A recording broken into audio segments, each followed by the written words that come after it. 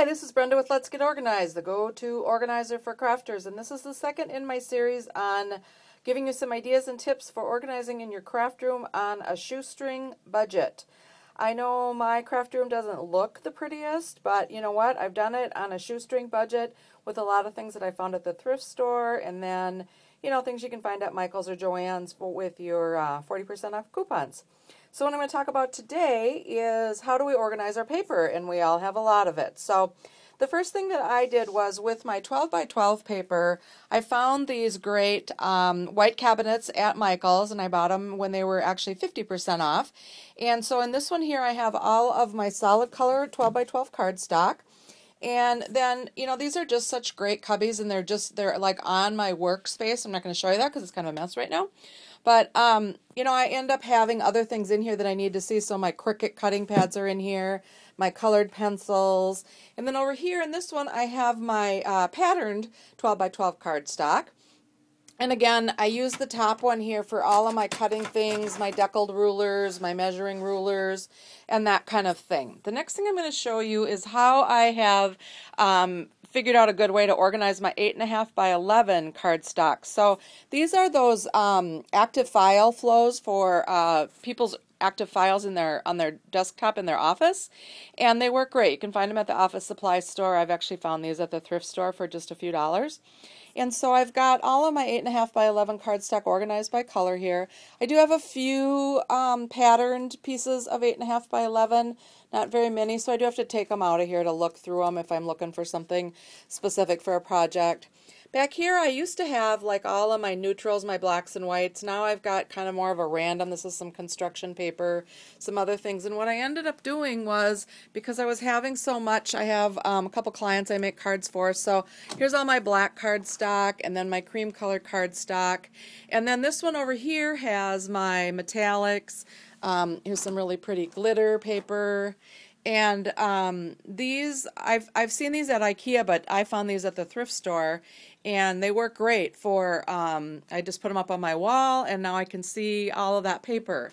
Then the other thing that I really have problems with, and I know I'm an organizer and I should just throw it away, but all these little scraps of paper that we end up, I just can't throw them away because I know I'm going to be able to use them. But I made a deal with myself that if I couldn't figure out a way to get them out where I could use them, then I was just going to empty out that bin and throw them all away. So I found this CD rack, and it works great. It did take a little bit of time to get them organized. I organized them by color, but you know what? I really use these now. And so when I'm doing a project, and let's say, you know, I need a little yellow, a mat for something. Here's all my yellows and oranges. I can just go in here and I can look through them, and I can find, you know, a small piece without having to cut up one of my big pieces.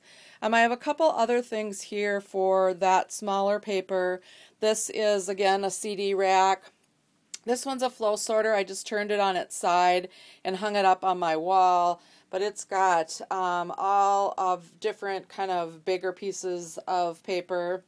And then down here I have just a cute basket, and I've got all my 8 by 8 books of paper in here. So if I'm looking for some coordinating papers, I can go through my books.